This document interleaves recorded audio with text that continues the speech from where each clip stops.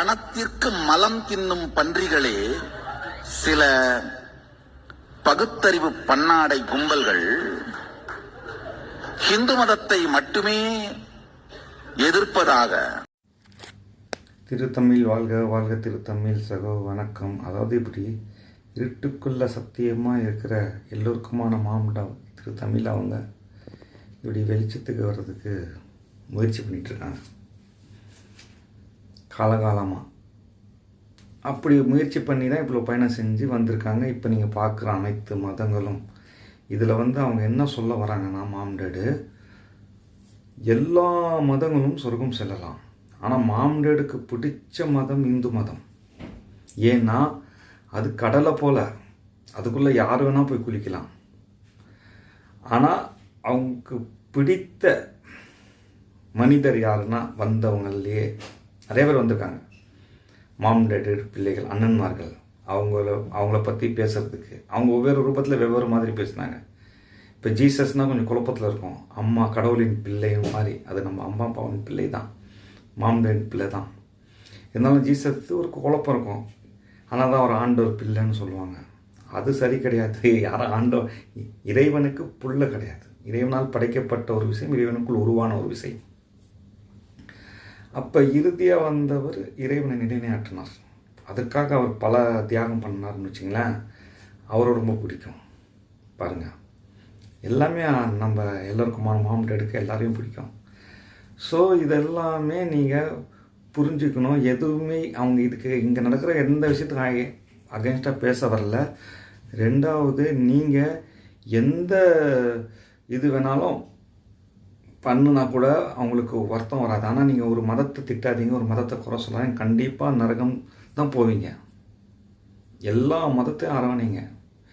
நீங்கள் இருக்கிற இடத்துல உங்கள் அம்மா அப்பா என்ன மதமோ அந்த மதத்துக்குள்ளே இருந்துட்டு நீங்கள் முயற்சி பண்ணுங்கள் சொர்க்கத்துக்கு போகிறதுக்கு மறுமைக்கு அப்புறம். ஆனால் மற்றவங்கள குறை பேசாதீங்க. எல்லாரும் சமமே, எல்லாரும் ஒரு அப்பா அம்மாவின் பிள்ளைகள்.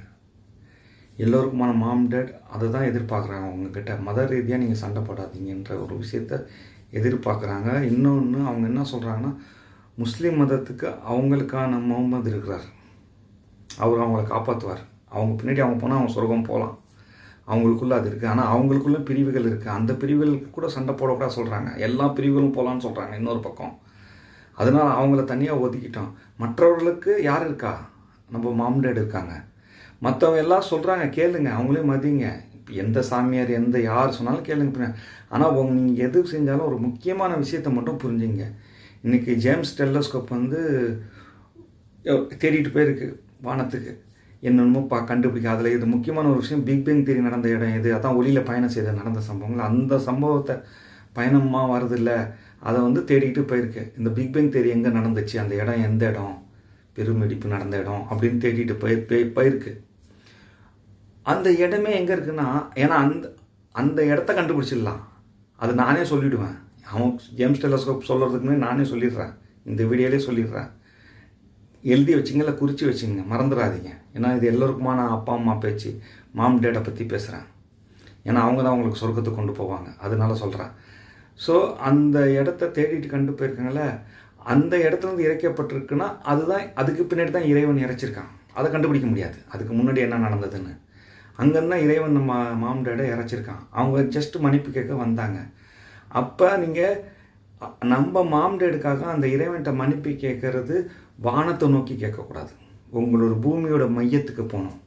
கற்பனை மூலமாக சாப்பிடும்போது கூட பூமி கீழே போய் பார்த்து அந்த மையத்தை தாண்டி அடுத்த வானத்தை பார்க்கணும்.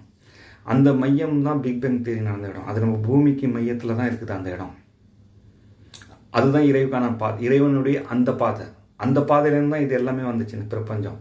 அப்படின்னா அந்த பாதைக்கு தான் மறுபடியும் நுழையணும். ஒரு வீட்டுக்குன்னு ஒரு வாசல் இருக்கும், உள்ளே போனால் அதே தான் வெளியே வரணும், அந்த மாதிரி. ஸோ அதை நோக்கி மன்னிப்பு கேட்கணும். அந்த ஒரு விஷயத்தை மட்டும் நீங்கள் கூடவே செய்யணும், அதை நம்பணும். நம்ம மாம்டேடை நம்பணும். கண்டிப்பாக எல்லோரும் சொர்க்கம் போகலாம். மத ரீதியாக கண்டிப்பாக மற்ற மதங்களை விமர்சனம் பண்ணி சண்டை போடாதீங்க தயவு செஞ்சு.